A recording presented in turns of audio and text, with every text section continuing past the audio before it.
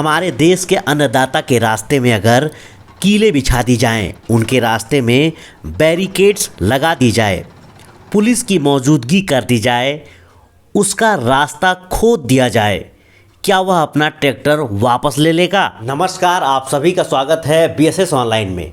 पंजाब और हरियाणा की सीमा पर किसानों को रोकने के लिए भीषण मोर्चा बांधा गया है, तो वहीं किसानों ने भी यह मोर्चा संभाल लिया है।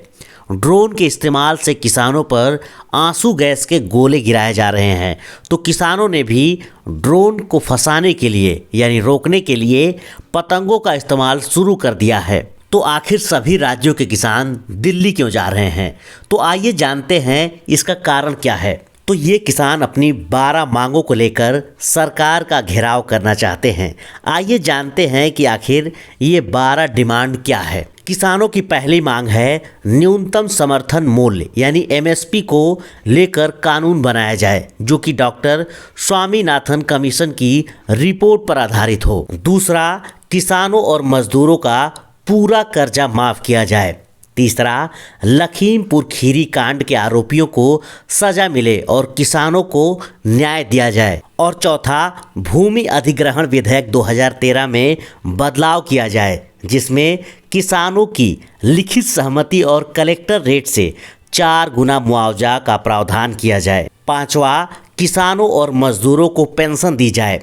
छठा, विश्व व्यापार संगठन से दूरी बनाई जाए और फ्री ट्रेड एग्रीमेंट को प्रतिबंधित कर दिया जाए। सातवां, दिल्ली आंदोलन के समय मरने वाले किसानों के परिवारों को मुआवजा दिया जाए और परिवार के एक सदस्य को नौकरी दिया जाए। आठवां, 1 साल में कम से कम 200 दिन रोजगार की गारंटी दी जाए और मनरेगा के तहत 700 रुपये दिहाड़ी दी जाए।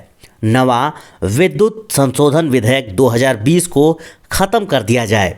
10वां, हल्दी, मिर्च और अन्य मसालों को लेकर एक राष्ट्रीय स्तर का आयोग बनाया जाए। 11वां, खराब बीज, पेस्टिसाइड्स और उर्वरक बनाने वाली कंपनियों पर जुर्माना लगाया जाए और बीज की गुणवत्ता में सुधार किया जाए। और 12वां, कंपनियों को आदिवासियों की ज़मीन पर कब्जा करने से रोका जाए।